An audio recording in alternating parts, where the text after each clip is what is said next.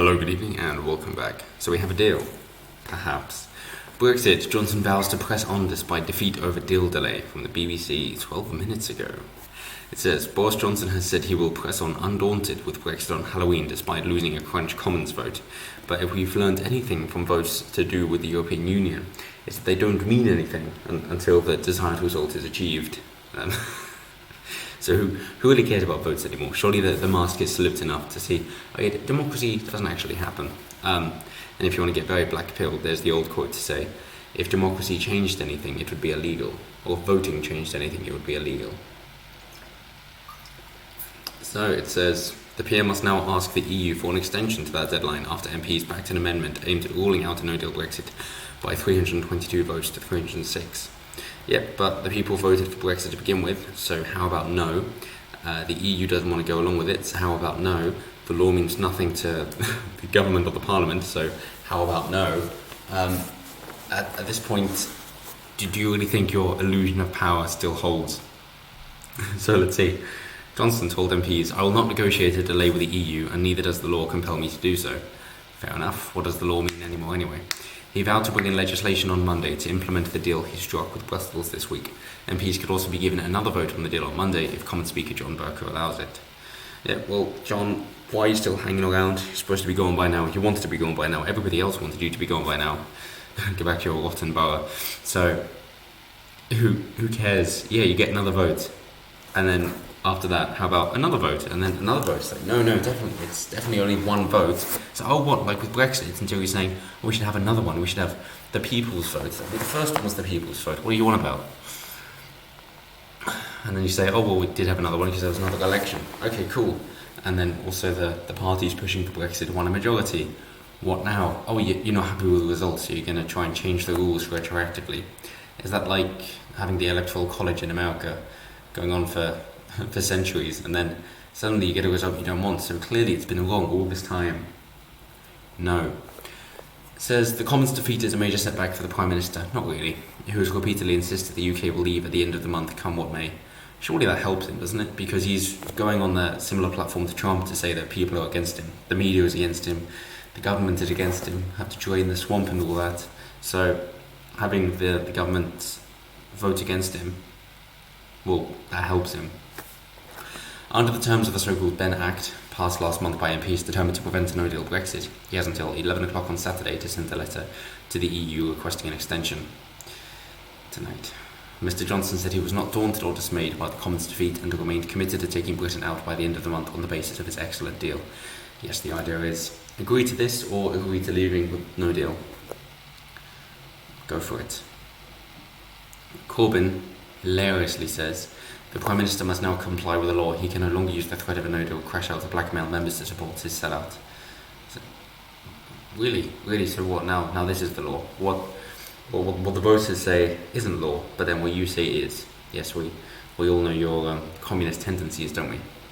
The SNP's leader at Westminster, Ian Blackford, said that if Mr Johnson acted as if he was above the law, he would find himself in court. Yeah, but we already know that the Britain harbours political prisoners, and that's why Assange and Robinson were sent in as well.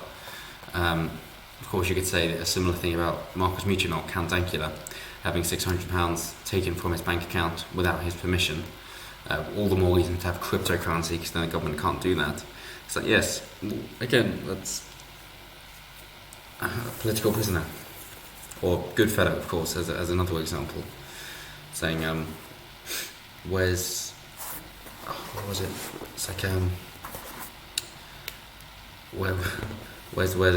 truck when you need one? Glasgow Pride. So yeah. And he got in prison for a weekend for that. So they say the EU said it was up to the UK to inform it of its next steps. And French President Emmanuel Macron spoke to Mr Johnson by phone after his Commons defeat, telling him a delay to Brexit would be in no one's interest, according to a French official. Yep, I agree. So let's GTFO then. MPs have been geared up for a make-or-break vote on Johnson's Brexit on the first Saturday sitting of Parliament since the Falklands War 37 years ago. Oh my god, they have to work on a weekend, like all of us. Oh no, what's it like almost having a normal job? Is it bad getting your hands dirty, like the commoners that you abhor? After all, we all know socialism is just envy of the rich. So let's read on, yada yada, just rehash all the stories, who cares? Let's see Morg being escorted by police, because, hey, he needs it, because we all know what masked folks are like. So let's skip down to their conclusion. There you go, how the people voted. And most of the independents are conservatives who decided that they're not conservative anymore, that they're going to dismiss all their principles because, hey, being part of a bigger state and not deciding things for yourself is more important. So let's go down to the DUP, because as they voted against it. Democratic Unionists, who backed that letter amendment, said that the delay would allow for further scrutiny of the PM's agreement, emphasising that its support would depend on preserving the constitutional and economic integrity of the UK. Good luck. I think that's gone. But Brexiteers reacted with anger, Tory MP Peter Bone saying it had been a complete waste of time, and the European Commission spokesman said it noted the vote, saying EU Commission takes note of the vote in the House of Commons today on the so-called Letwin Amendment, meaning that the withdrawal agreement itself was not put to vote today. It will be for the UK government to inform us about the next steps as soon as possible. Well, Halloween leaving, there you go. Supposed to leave last year. But better late than never. Which one do you think is going to go down first, the EU or the UK? And then how about the UK bails people out, take some inspiration from China, seeing as you guys seem to love them so much with their debt trap diplomacy, then say, yes, of course we'll help you out. And then if you can't pay back the loan, we take your land. And the British Empire will rise again. and soon we'll be growing tea in Cornwall. Well, we are already, we'll be growing coffee in Cornwall, there you go. But hey, we only need tea here, that's what we thrive on. Okay, well, anyway, thank you so much for watching. Like, comment, share, subscribe, all the good stuff. I'm sure we'll have some more good news coming soon. So enjoy the rest of your weekend and stay safe.